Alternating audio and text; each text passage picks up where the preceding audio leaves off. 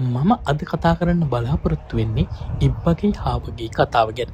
අපි හැමෝම පොඩි කාලේ මේ කතාව අහලා තියෙනවා.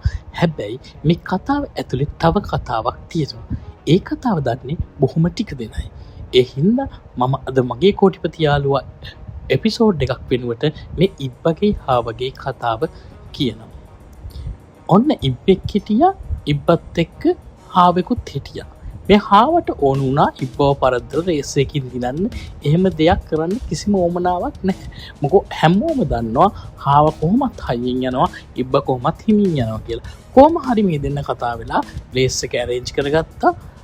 ඉබ්බා හිමීට දිනුම් කණු ගාවට යනකොට හාව වේගෙන් ගිහිල්ලා ඉබ්බා හොයාගන්න නැති හින්දා නිදාගත්තා.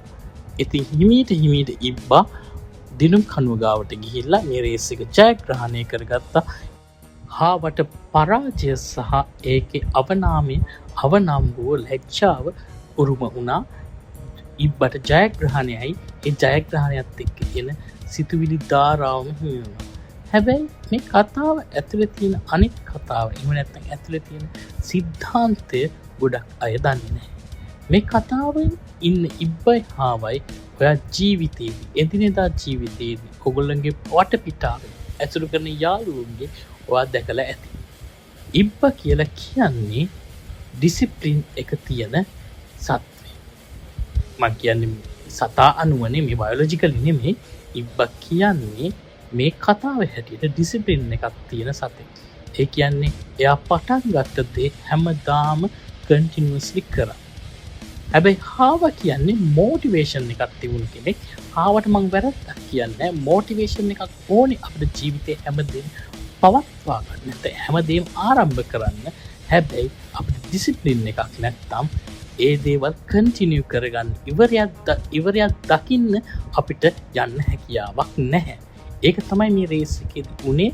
ඒක තමයි මේ කතාව ඇතුලේ තියෙන වැදගත්ම කතාව. මෝටිවේෂන් එකට වඩා ඩිසිප්ලින් එක වටිනවා. මෝටිවේෂන් එකකින් දෙයක් ඔයාට පටන් ගන්න පුළුවන්. ඔයාම කල්පනා කරලා බලන්න. දවසක ඔයාට හිතෙන්නේ නැති ජිම් එකට යන්න. දවසක ඔයාට හිතෙන්නේ නැති අලුත් ව්‍යාපාරයක් පටන් ගන්න. හැබැයි ඒක හැමදාම ඔයා ඒ විදිහටම තියාගන්න සමත් වුණාද? එහෙම සමත් වුණා නම් ඔයත් අර ඉබ්බා වගේ ඩිසිප්ලින් එක තියෙන මිනිස්සෙක්. එහෙම නැත්නම් ඔයා එහෙම සමත් වුණේ නැත්නම් ඔයත් අර හාව වගේ ඩිසිප්ලින් එකක් නැති මෝටිවේෂන් එකක් පමණක් තියෙන මිනිස්සෙක්. මෝටිවේෂන් එකකින් අපිට ජීවිතේ ජයග්‍රහණය කරන්න බෑ. මෝටිවේෂන් එකක් තියෙන්න ඕනේ අපිට දේවල් පටන් ගන්න, අපිට දේවල් කරන්න. හැබැයි අපිට ඩිසිප්ලින් එක තියෙන්න ඕනේ දේවල් ඉවර කරන්න. ඉවරයක් නැතුව පටන් ගත්ත දේවල් වලින් කවදාවත් සාර්ථක මිනිස්සු බිහි වෙන්නේ නැහැ.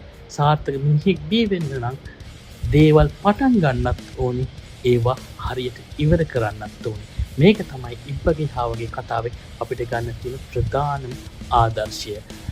මෝටිවේෂන් එකට වඩා ඩිසිප්ලින් එක වටිනවා කියන එක.